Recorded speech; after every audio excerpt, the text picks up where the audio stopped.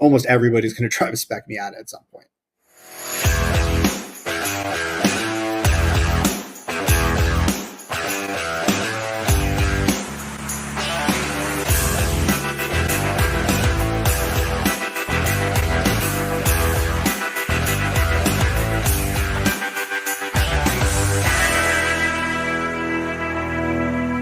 Details podcast. I'm your host, Dan Williams, Dan E. Williams, and today I have a special guest, and yet another one from the world of racing. I have Mr. Danny Bender coming out of Chicago area, northern Indiana, racing in the Trans Am series, and I'm pretty excited because we're really going to uncover a lot of these different racing sanction bodies, which I'm so confused of. But first, before we do that, Danny, how are you doing today? I'm doing good, sir. I appreciate you having me on. Excited to do this and talk racing with you and untangle that web that it's got so many different race cars, racing, race car drivers, and sanctioning bodies, and all of it with you. Absolutely. And so you are not just a race car driver, but you also are working your family business of selling trailers, and we're going to come back to that. But what I find really interesting is a lot of the guys who are drivers, they do have a secondary gig going on.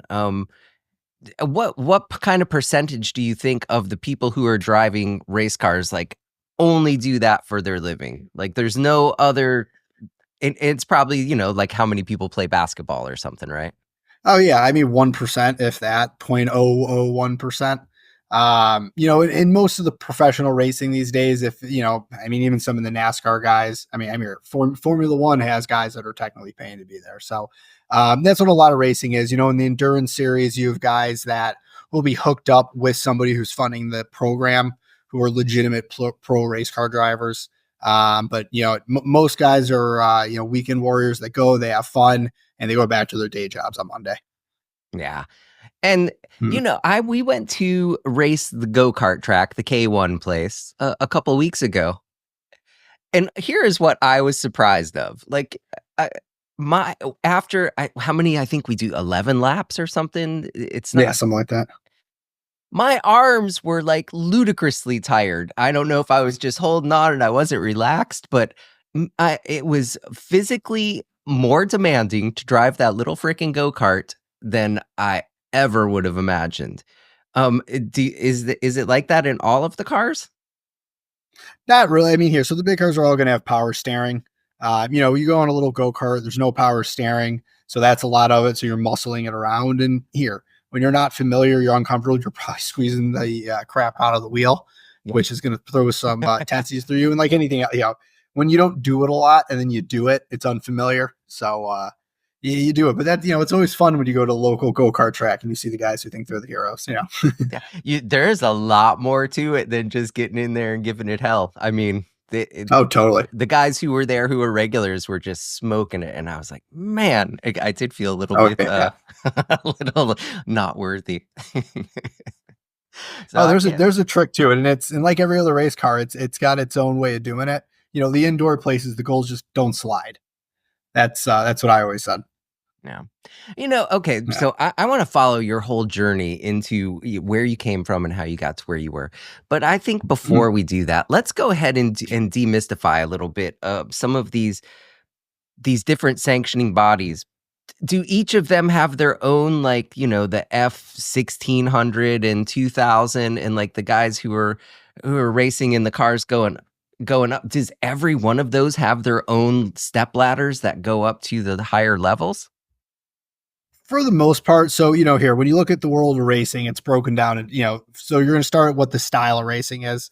So in North America, you're going to have, your oval, NASCAR style, which is what most people are doing. So smaller dirt circle, circle track racing, quarter midgets, sprint midgets, then, all the way up through, ARCA and the truck series and Xfinity and then NASCAR. You obviously have drag racing, which is its own unbelievable world. Those things at the top are just insane.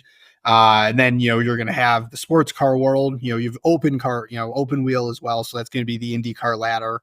And then, my world is the sports car world. So it's all going to be, your production based cars. In each each classification, each style racing is going to have its own web of sanctioning bodies, from amateur stuff all the way to the high level professional. In the sports car world, the top of the world is IMSA. So that's going to be where the WeatherTech Sports Car Championship is, which is the premier endurance series. So that's the 24 hours of Daytona and 12 hours of Sebring and the prototypes and the awesome GT3 cars and all that. From there on, then you'll go through all of IMSA's series. They have I think it's the Michelin Cup now. I ran it back in 2016, was the Continental Tire Series. Then you have a bunch of other ones like Mazda MX-5 Cup, which would be the entry level. The Mustangs have their own thing now. You go in sports car racing and you have SRO, which is, the GT America and the GT3, championships. I forget exactly what they call them now, but and those have its own entry levels with the Toyota, GT86 cars to, GT4 cars and all that. And then you have, the amateur racing. So, that's where I spend a lot of time too. The premier sanctioning body being SCCA, which is the Sports Car Club of America. That club has been around since the 50s and 60s. And that used to really be where a lot of, the legends of racing got their start. Roger Penske used to be there. Shelby used to be there. When you watch the beginning of Ford versus Ferrari, for example, they're doing SCCA racing. The June sprints, which are held at Road America, I think they used to get, 60, 70, 80,000 spectators, back in the 60s for that. Now it's not quite as prestigious as it used to be, but, that's where most of your, gentleman guys are going to be. So the guys that want to come have fun, they're running Spec Miatas, Spec Racer Fords. You can run, what I run in GT2 with Trans Am cars and Porsche GT3 Cups, in little open wheel cars, Formula Fords, Formula Vs, and things like that. And it's sort of really the last place that you could build your own car and go compete. The manufacturer built race cars really sort of taken over the top series. And that's sort of how it breaks down. It sort of depends on, how serious do you want to be? And then again, how much money do you want to spend, which is, the base of most things of how much fun do you want to have? So it sounds like if you drive it, you can race it somewhere. If you Oh have yeah, if you have an there's a place for 84 almost Chevette, anything. there is a track that's running 84 Chevette Oh yeah. series. In here, and and there's the solo stuff too, where they set up the cones in the parking lot. SCCA does a whole thing with that. So racing again is a big combination of how serious do you and competitive do you want to be and how much money do you want to spend. It goes deep, and there's guys that have been doing it for 50, 60 years. One of my favorite guys in SCCA is a guy named Tom Padden. He runs a 1967 Sunbeam Tiger. And I swear that is probably the longest running active race car in the world. He has been running that thing every year, literally since I think 70 something or the late 60s. Wow. And those looks And like a it's little unbelievable. MG midget or something, kind of. Yeah. Yeah, yeah. Yeah. Yep. Pretty much. So, and the thing's badass too. Yeah. You see some of these little tiny cars, they put a more of an engine in there and shoot, you got like a crazy go-kart. I just saw Oh, yeah. a little early 1970s Honda 600. So it kind of looks like a Chevette, but even smaller. All They right. did they did a VTEC swap in that thing. Holy crap! It was half engine and half car. Oh, yeah. If you can put a motor in and four wheels on it, somehow a guy will figure out how to make it too fast and unsafe. All right. Humans get a human. All right, man. Thank you so much for all of that. Now let's jump kind of into your journey. I like to jump into the Wayback Machine and go back just a little bit, and tell me what was the first time in your life, like your first memory, or what really sparked your interest in racing. I mean, I'm a from birther. My dad started racing in the late '80s, early '90s, doing Trans Am back then. Back when Trans Am was really in its heyday, with all the factory guys and all that. Now he was the gentleman at the back of the field. One of the jokes is I think it was Dorsey Schrader. He said came up to him. I can't remember exactly who came up to him and said, "The thing I like about you most is you're the most predictable and easiest slow guy to pass." So, so I was born into it. Just fell in love with it from the start. I have the memories of watching, the early NASCAR guys when you had Jeff Gordon. I can remember watching Jeff Gordon and Dale Earnhardt at Daytona, and Jeff Gordon's weaving down the back straight, trying to keep him behind him. So it was just always in my blood. And then as soon as I was old enough to get into go-karts, my dad got me into go-karts.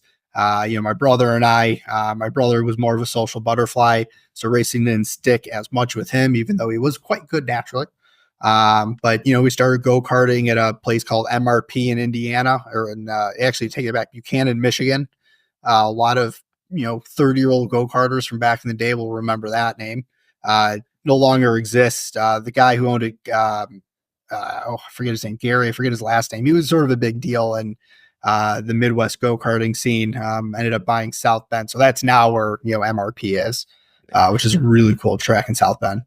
How old were you when in that first go-kart thing? And tell me a little bit about the experience of getting the go-kart. And I imagine, you're already watching racing and you're super into it, even as a little kid. Yep. So when you get to go be the guy behind the wheel, drop that story.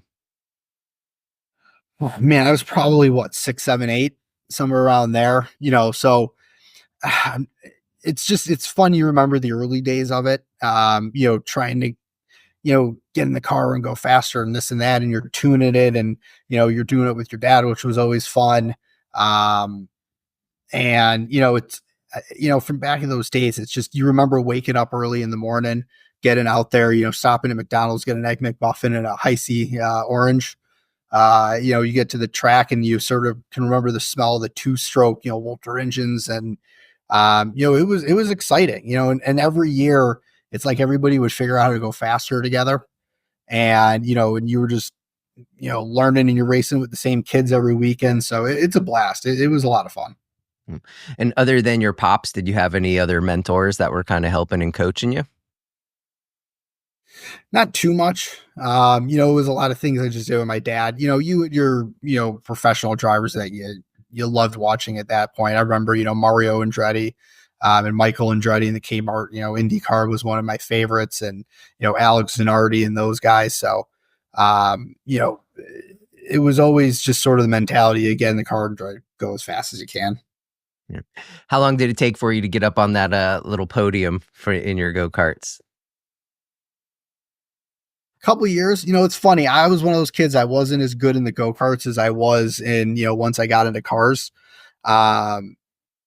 But no, I'd say over the years I got a couple. I mean, probably 2, 3 years, maybe. Yeah. Did you participate in any other kind of sports or activities, as you were growing up? Yeah, I was hockey was my other thing. So, I did all the youth sports, but hockey was the other one I settled on. So I'm a hockey goalie as well. Awesome, man. So yeah, I'm a mental athlete, not a physical one. We'll put it that way. All right. So you're already driving as a kid and you're doing all this kart stuff. And what was the first car that you got for the street? What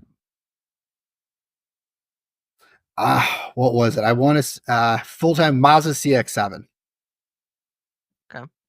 So when that SUV came out with the turbo motor that never lasted past 80,000 miles, one of those. So that was a fun little car. And then my friends, when we were 16, they all pitched together and got subwoofers for it. So we had nice big subwoofers in the trunk. So nice. And you got a brand new car for your first car?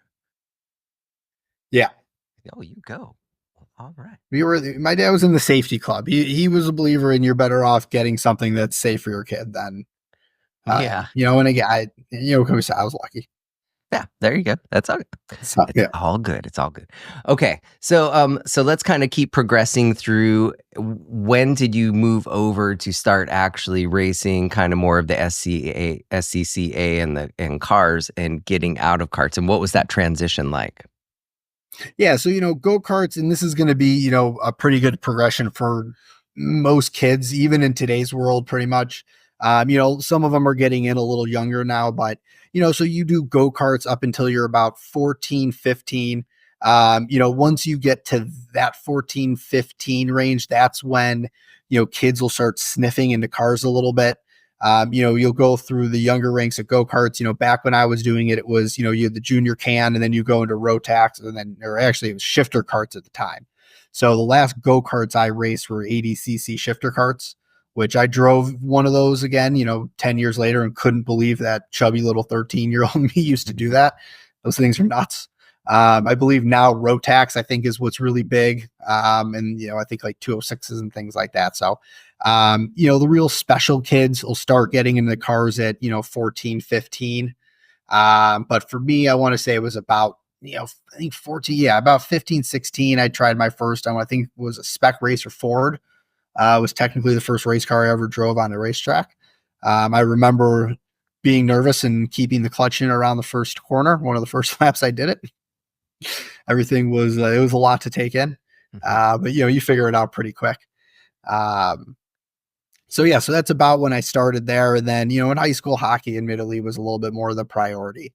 I wasn't a kid phenom, like some of these kids, which that becomes their life and they start getting homeschooled and, like the Connor Ziliches of the world, for example, is the best example right now. And, Brent Cruz and some of these other kids where, they figure out that these kids are hyper talents young, your Verstappens and things like that. So, that wasn't as much me. I was always doing it a little bit more for fun. So, once high school was over and hockey sort of wasn't as much a priority, that's when I really sort of dove into doing it more sort of full time, quote unquote, and, doing SCCA and then sort of seeing what would happen. But, every once in a while, the joke is there you would see a glimpse of talent, or a little special would come out. And, the joke is as I got older, you would go from, where you would see bad Danny or good Danny to average Danny to good Danny to average or great, then good or great. And then, did a bunch of SCCA, spec Miata, in my younger 20s. And then in 2014, and this transitions into when I started working for Mazda, is when I won my first SCCA national championship. And then that's sort of when racing got serious from there.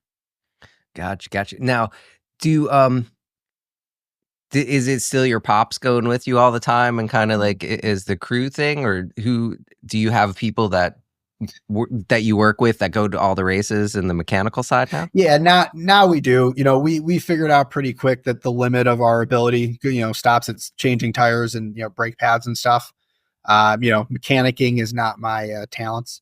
So, when we ran the spec Miatas, we ran with a prep shop called Advanced Auto Sports. Who were amazing. I spent 7 years, with them, and they were, basically family at this point. They are. So, that's when we ran there. And then with the Trans Am car, these TA2 cars take a huge amount of maintenance. And we have a guy who takes care of the car whose name is Matt Carson. He's located in Ohio. So that's where the car lives. Gotcha. Now, I hear a lot of the people get their start in these Mazdas and Mazda Miatas. What is it about that car specifically that just makes it such a stepping stone of a race car? So the easiest answer is cost of entry for what you get, and overall, it's really just value. So, these are cars that you can get a fairly competitive one for not too much money. Now, obviously everything's gone up. You used to be able to get into it for, buy a car for that $10,000 to $15,000 range.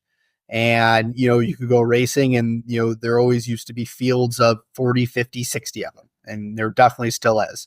So for someone getting into racing, it is by far the best place to cut your teeth from a racecraft standpoint, just quality of driver standpoint. You are going to learn the most. They're momentum cars.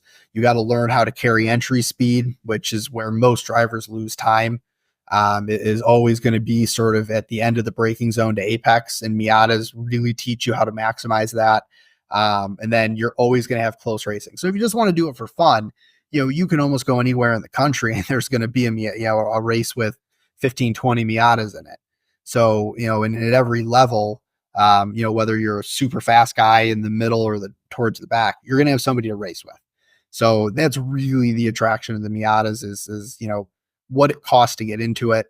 Now it's obviously gone up a little bit from when I started.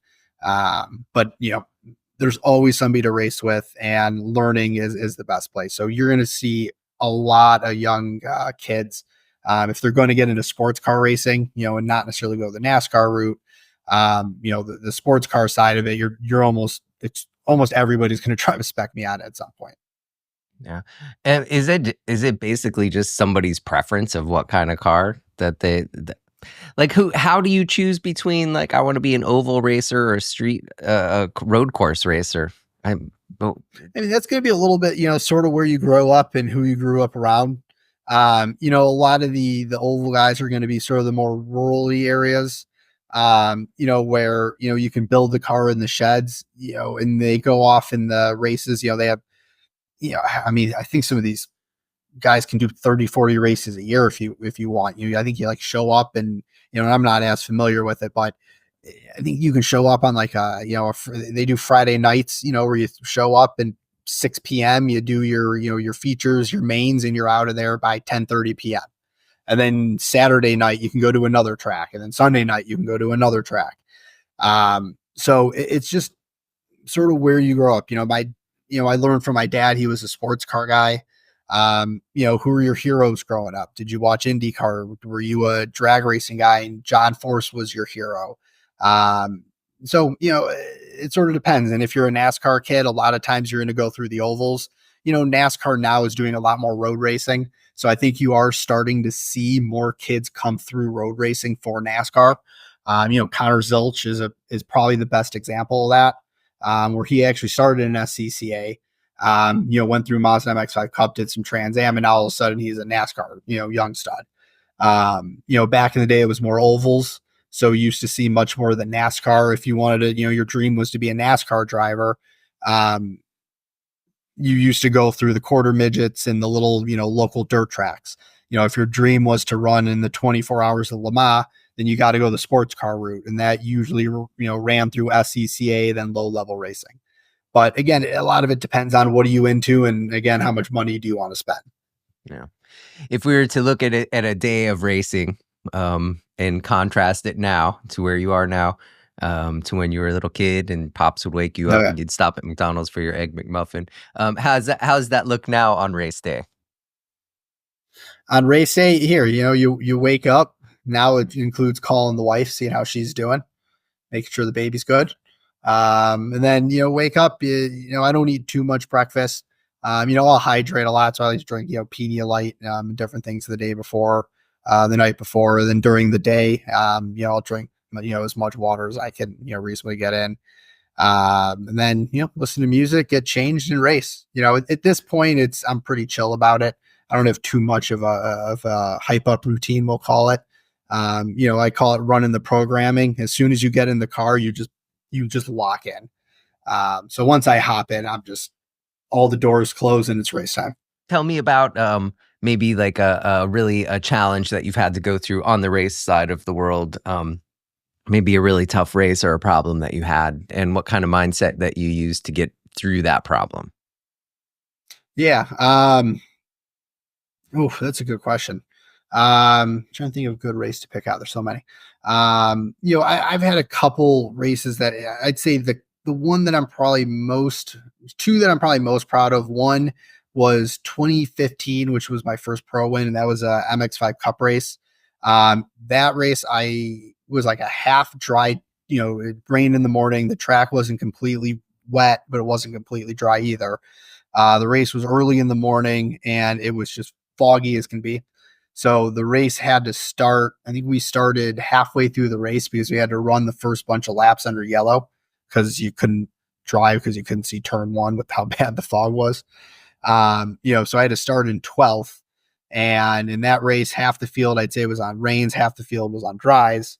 And that was one of those races where you just sort of go into auto mode and just had a really good feel for the car, worked through it. You do some drafting where you need to and manage to actually win that race, starting from 12th and with only about half the race distance. And that was a series that I didn't do full time, stopped in for a one-off race. So that was a challenging race. But being able to sort of balance the tires and what the track was giving you, I love the changing conditions thing. The wetter a track is, or the happier I am because I find it easier to find the limit. But that was a good one. Another race I had was 2019, which was also the MX-5 Cup. And one of my challenges as a driver, I've always thought was I never did full seasons of anything growing up. A lot of these guys in these, pro series will do, the full seasons and they'll do multiple years of it.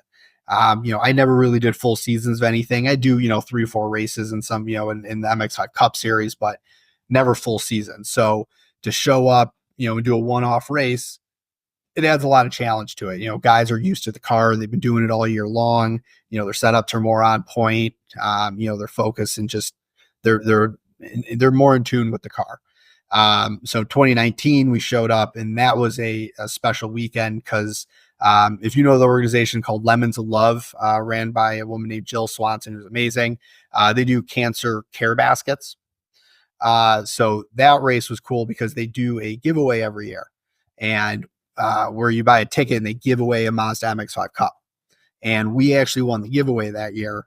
So the car, was in memoriam to a couple people that I lost recently, which was Dave and Ann Wheeler, who ran that Advanced Auto Sports that I ran with in Miatas, my mom, who passed away the year before that, and then the people who build the car, Long Road Racing, it was Tom Long and Glenn Long, Glenn's wife.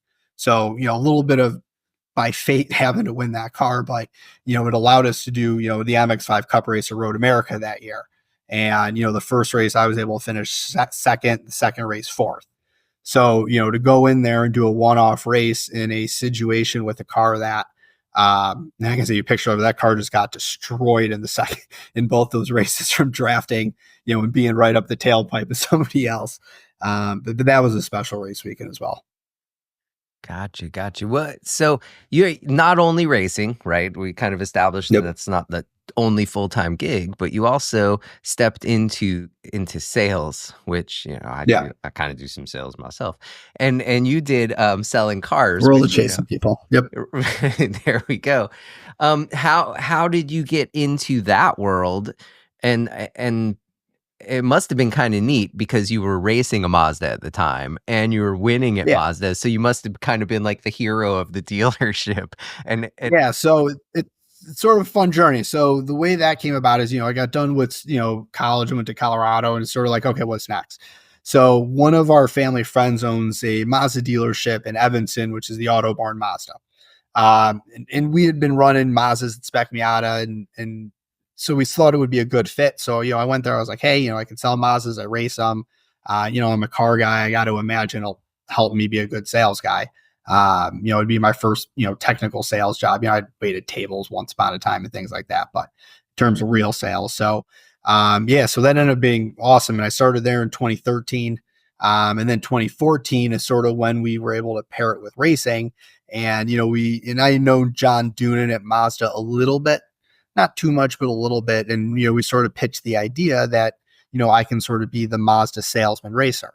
And, to have somebody in racing that you can also do, marketing with as a salesman that does both could be valuable to Mazda, because Mazda's always been a super grassroots kind of company, and ran from within. John Doonan, who's, he's now the president of IMSA, but he was the head of, Mazda Racing, he's a racer at heart. He grew up in Chicagoland racing, back in SCCA back in the day. So he's a real grassroots racer at heart. So he sort of loved that concept. And that's sort of what led, honestly, me on the journey of sort of being a little bit more, I don't know if I'd ever got to the point where they call me a pro racer, but down the journey of doing professional level racing, where it became quite serious. 2014, that's when we ran, we called an MX-5 and T4, which is Touring 4, which is, a class based on pretty spec cars. So it was with an NCMX5. You can do some stuff, the engine, there's, suspension, better shocks, things like that. But, it's essentially a stock car in the Touring 4 class. And it was perfect because the national championship that year was at Mazda Raceway Laguna Seca, which is now, I think, WeatherTech Raceway. But at the time it was Mazda Raceway. So it was sort of a perfect storm of, circumstance for them. So, their salesman racer was able to win a national championship in an MX-5 at Mazda Raceway Laguna Seca. So it was sort of perfect. And, I always joke that I knew more about the Mazda cars at the racetrack than any of the Mazda people did. So, and Mazda liked the fact that, they could send me to, the customer displays, and I didn't actually mind talking to people, and I knew what I was talking about, versus a lot of the drivers that do it because they have to and they're not as into it. And then obviously it held back at the dealership. I sold a ton of MX5s, especially when the new ND came out in 2016. um, you know, People just gave them a sense of trust. I wasn't, what I would tell people is I'm not there because I want you to buy a Mazda. I'm here because I genuinely think Mazda is the best car for people. Especially at that, sort of entry level luxury point where they like to, say they are. So it was a perfect fit. And so I did that for 7 years, working for Mazda and at the dealership. So, that was a good journey. Yeah, I can't imagine how many people you put into that car and, because you were so familiar with it that it was just a comfortable, easy thing. So, Oh okay, yeah. so then from there you kind of stayed in sales, and this is Yep. Bravo Trailers is your family's company. Um, Yep. how does that contrast with selling trailers? And you guys sell trailers for basically everything. Whether you want to Yep. haul something on a trailer, we got a trailer for you. Yep, pretty much. So, so we manufacture enclosed trailers only, so we don't do any open. But yeah, so after 7 years of Mazda, and Mazda, sort of toned down how much racing they want to do. We'll put it that way. They didn't want to put as much money into it, so it sort of freed me up to go sort of what's next. And um, from there, the family business, back in the day it was Pace American trailers. That's what my father and grandfather built, and back then they were sort of the trailer to have in racing. And they did a lot of stuff with a lot of people. They sponsored Tony Stewart back in the day when he was a kid, and did a lot of stuff with John Force. And, sort of a funny John Force story, actually. So, he sent my dad a race worn helmet as a thank you one time. And John Force does not do that. I think that, there's maybe 4 or 5 actual race worn helmets he's ever given people. And, he goes, the only rule is you can't sell it. So one day, a X race worn helmet was on eBay, and my dad gets a pissed off phone call from John Force going, "Thought I fucking told you to never sell that helmet." And it was one for charity. That was somebody else. So, that was sort of a funny one. And, so that was, the trailers back in the day was Pace American. And, the joke my dad makes is that, he was a trader in the 80s originally. And then, he started racing, and, the joke is that he started Pace American to pay for his racing with pre-tax dollars. So, that's sort of the crux of the trailer business for the most part on our end. So, we love building race trailers, but yeah, so once I got done at the Mazda dealership, then I just thought it was time to, and the perfect fit to go, back into, into trailers. So, and that's what I'm doing now. So, we build everything from, super heavy duty commercial trailers for, landscapers and construction companies to, super high quality race trailers for race teams. The only thing we really don't build are the big liftgate stackers, like the NASCAR haulers and things like that. But, everything else in between.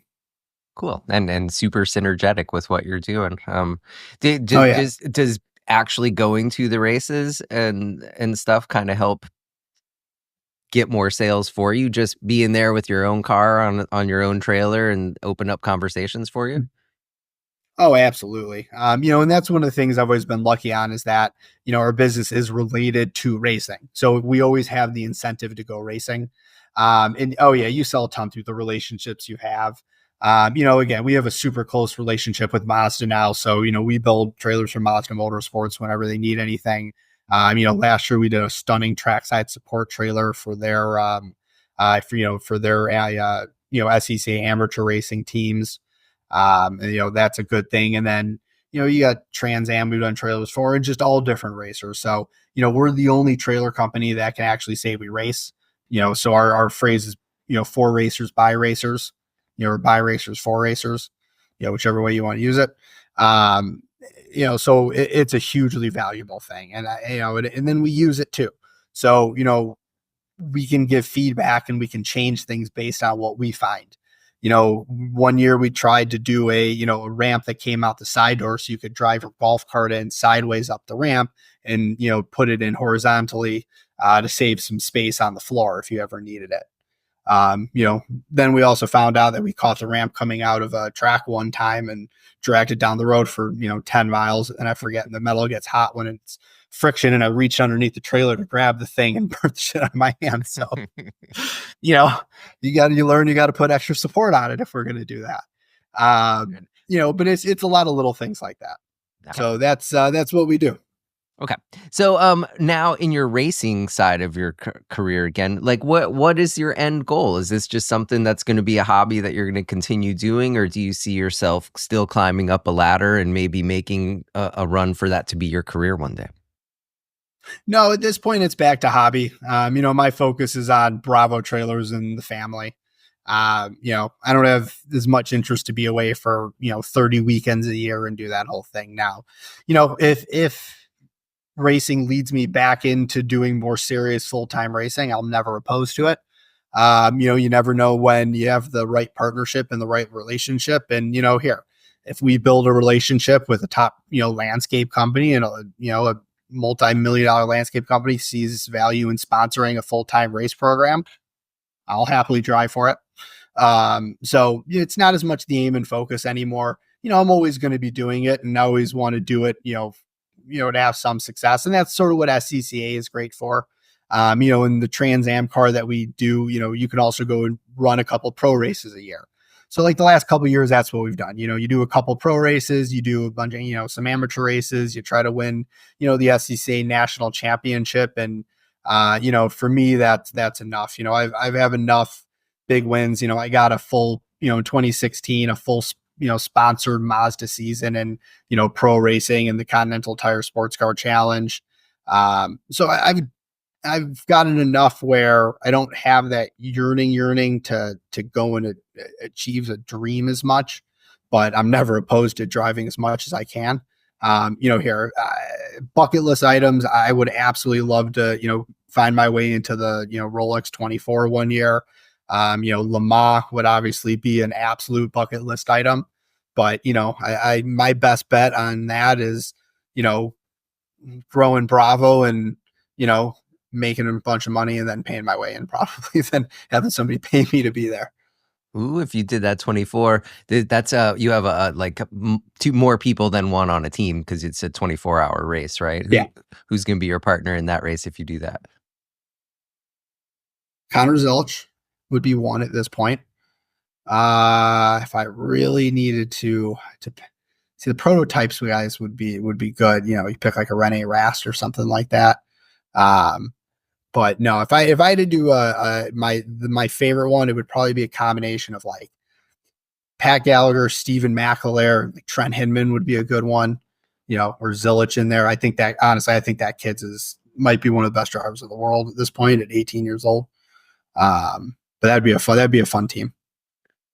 How do you and maybe not as hard now, but still it takes a lot of your time when you're doing this. How do you balance your family life? And you said you have a wife and a kid and you have a career that's a full-time gig too. How do you balance all that and still have time to get out and do all of the stuff that's involved with racing? So, work wise, I balance it because it's work. You know what I mean? For me, racing has always been work. At the underlying part of it, it's always been about, helping sell trailers or helping sell Mazdas or things like that. So, luckily it's related to work. So it's pretty easy on the work side. On the home side, I balance it because my wife's amazing and lets me go racing. So, and I do as much as I can when I'm home to, make sure she's good with it. And so, do you obviously, well, maybe not obviously, but pretty obviously, you got a Bravo sponsorship on that car. Do you find more sponsors? And at the level that you're at, how do you find sponsors to, help? Because racing is a crazy expensive sport. Oh, yeah. So, right now we've always just ran as Bravo. For us, the program is trailers. We're not trying to promote somebody else's thing, really. Not that we wouldn't want to necessarily, but it's just the main focus of our racing is Bravo. So we just do Bravo. If I was looking to, take it and say, here, I think Bravo would have more value if we could find our way into a couple Xfinity street races a year. So instead of doing 4 amateur races, do 4 Xfinity races. Well, the first thing you're going to do is, okay, what's the budget you need? I've dug into it a little bit, as a Chicago kid, one of my dreams always was running a race in Chicago. I used to draw out racetracks around Millennium Park. Well, what do you know? NASCAR ends up doing it. So one of the things I looked into was what would it take to get into the the Xfinity Chicago race. The way NASCAR, as I understand it, breaks down is for a B level car, the A level cars are almost impossible to get in, but those are 200,000 to race. To get into a solid car that you're not going to win the race, but you're going to have a chance at finishing in the top 20, top 15 if you have a really good race. um, it's about 50 to 75 to get in the car. And then you're going to have a bunch of ancillary stuff. Do you need a suit? Are you going to need a helmet? Are you going to need VIP passes for people? So if you're going to go and find a partner that, wants to sponsor a car because they see value in having a car in the race, they might want to bring 20 people because they're going to want to bring clients and employees or dealers, whatever the business is. So by the time you're all said and done, it's about 100,000, give or take a little bit. So, from there you would go, okay, this is what I need to find to do the race. So then you're looking for, who can I partner with? Well, say it's a Chicago street race, you try to maybe find a Chicago company. So, any number of big companies, Let Us Entertain You is a big restaurant group. They have a huge presence in Chicago. Who knows? Maybe they'd want to take a bunch of the restaurant owners or managers stuff to a race, and for $100,000, it's not that bad. You find a company that's tired of doing, just golf outings every year and all the normal stuff. And where racing is interesting is really the business to business standpoint of it. There's a lot of racers that own businesses that, you might not be able to get access to otherwise. And, people like buying things from people they're familiar with. So, in 2016, here's like, this is a good example how this connection came up. So in 2016, somebody we knew whose name was Brett Casey, Brett Casey Sr. works for Cushman Wakefield doing, commercial real estate. Well, he sold a building to a company called Trumpf. Well, Trumpf manufactures those like super high-end, multi-million-dollar laser cutting machines that can cut a 5-inch thick piece of steel into a butterfly. Well, he sold them a building. Well, he asked him about, sponsoring racing. Well, it's a company, that's owned by a family in Germany. They used to do some racing stuff, so they're not unfamiliar with it. And, they looked at it as an opportunity to sell machines to Mazda because Mazda was the tie-in there from the manufacturer side. So they made the connection, and, I think they spent, $250,000 for a year, but they were able to sell, I think, like 5 or 6 machines because of, the Mazda relationships and bringing clients to the races, and it ended up being a wild success for them. So that's really where the value in racing comes from. And if you want to find money, and this goes for anybody. So this is the same for if I wanted to do it or the 16-year-old kid wanted to do it, is, if you're trying to raise money, you're trying to partner with somebody and provide value to them. So it can be a local company for a smaller local race, or if you're going to go more, mainstream where you need to raise, $500,000 to do an IMSA season or $1 million, or, you want to do a NASCAR season, 2, 3, 4 million and up, ultimately is you're trying to show them the return on their investment. So, and that can be from, big companies, like I said, that are tired of just doing the normal corporate-y, customer experiences and employee experiences and all that. And, for, $500,000, you can have 12 events a year that you can bring 15 people to. And it's a little bit more interesting. And then you stand out as a company, and they, and it might enhance your chances of closing deals. So that would be sort of if I was to look for a partner and get back into, I want to be paid to race, I would find a series that I know costs, 600,000 to get in there, and you try to raise 800 and you pay yourself 200, so that's sort of the economics of, being a professional race car driver, or you're hooked up with a manufacturer or a team, that likes you. Some guys will get hooked up with a rich guy they coach, and he'll pay him, 5 to 10 grand a weekend to do the full season with him. And then you do driver coaching on the side. So looking just at the racing overall, since you kind of got into it, how has the industry changed for better or for worse? The barrier to entry has just gone up in price. One of the jokes is nothing makes racing more expensive than trying to go faster, because you got to then, you put all the time and money into research and development and testing and et cetera, et cetera. One thing that I've seen that's interesting is in pro racing and the move to all factory built race cars. Now at every level of pro racing, there's a factory built car. GT3 cars now at the top GT level. You have GT4 cars. You have Mazda MX-5 Cup and Toyota GR86, and BMW has M2 Cups and all that stuff. So that's been the biggest difference, I'd say, is the move into just pure factory built race cars. But the advantage to them is they take a lot less maintenance. They last a lot longer. They're harder to break major components like transmissions and rear ends and blow motors. And it takes the development time and money out of it. That was one of the things I've seen with the TA2 cars is, these are still tube frame chassis. And it's massive amounts of development still happening every year. Whereas, you go to a factory built race car and 99% of the development is already done. So, the cars and the machinery has gotten more expensive. The trade-off is they're a little easier to drive. You don't crash as much. They last a little bit longer. You don't have to spend as much time developing them.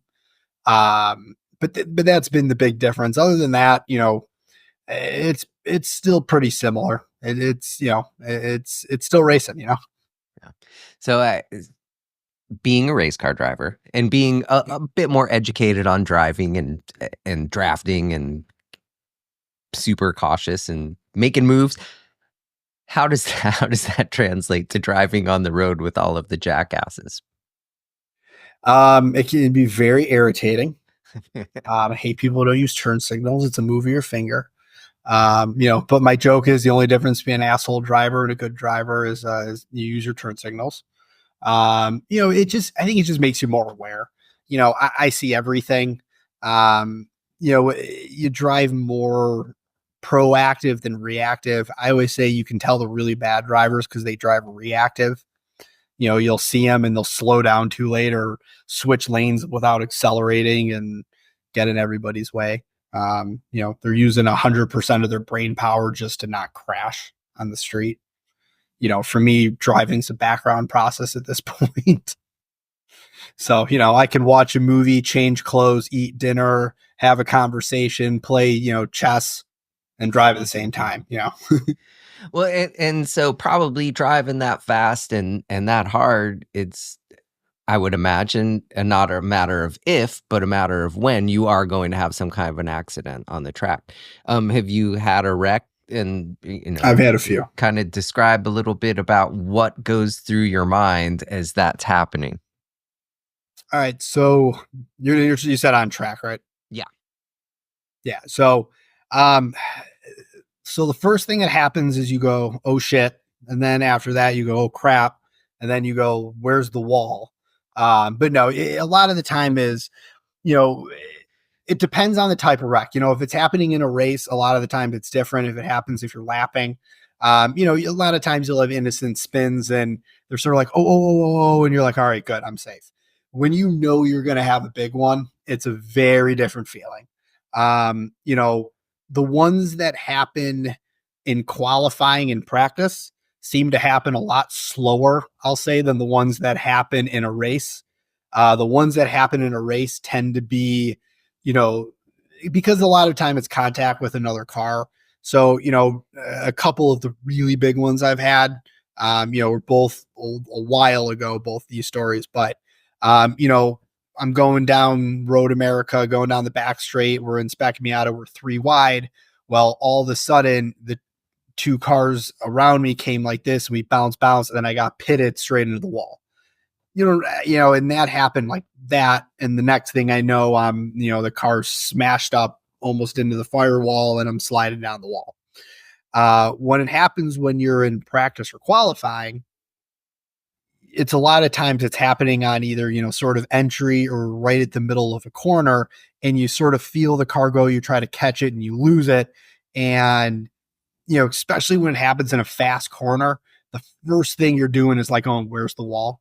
Because you can spin off the track as fast as you want.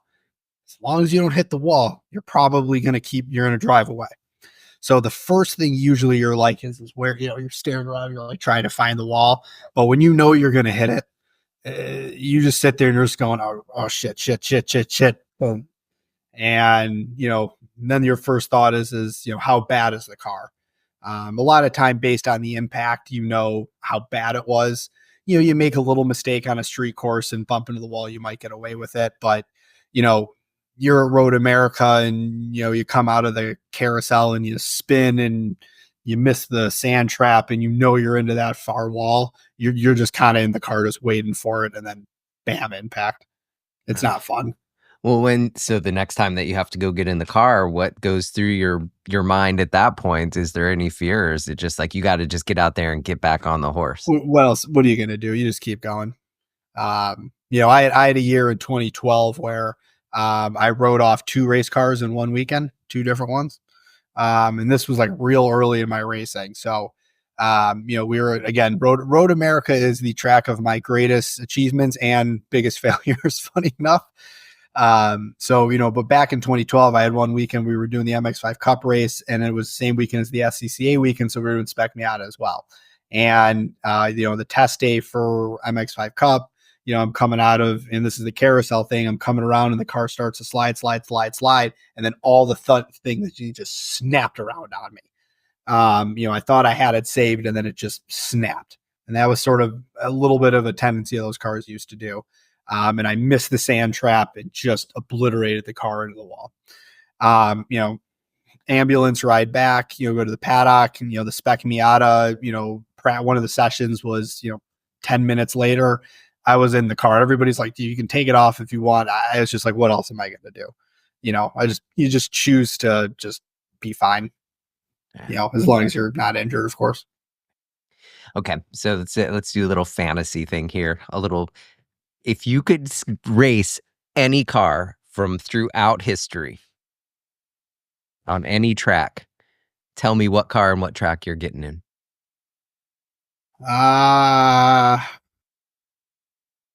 That's a good question. Probably. See, it's interesting. The one I'd want to drive the most is probably an old Porsche 917. And honestly, at Le Mans would probably be about as cool as it gets, going down that back straight at 240 miles an hour. The most fun car to drive. It might be one of some of the old, WSC prototype cars, seemed incredible. Those Nissan, what is it? The RXs, those were unbelievable cars. It'd probably be the Mazda 787. That car at Road America would probably be a dream come true. If I had to say it, that would probably be it. So if you were to talk to younger drivers and give them any advice, people coming up, what would that be? Don't run before you could walk. I think way too many kids these days try to jump series way too fast before proving they're anything. Every once in a while you're going to have just the generational kid that's just beyond special. Again, Connor Zilch is the best example of that now, where it doesn't matter what car you put him in, he's the fastest. But I think way too many kids skip steps nowadays, just because they can afford to. They can write a bigger check, so let's just jump series. If you're going to get noticed, it's because you win. It's not because you're in the field. If you're in the field and you don't do well, it's not going to do anything for your career. So my biggest advice would be is don't move up series until you're winning in whatever you're doing. That would be my biggest advice. Is that's how you're going to get noticed. Is you have to win in whatever you're in, and then move up.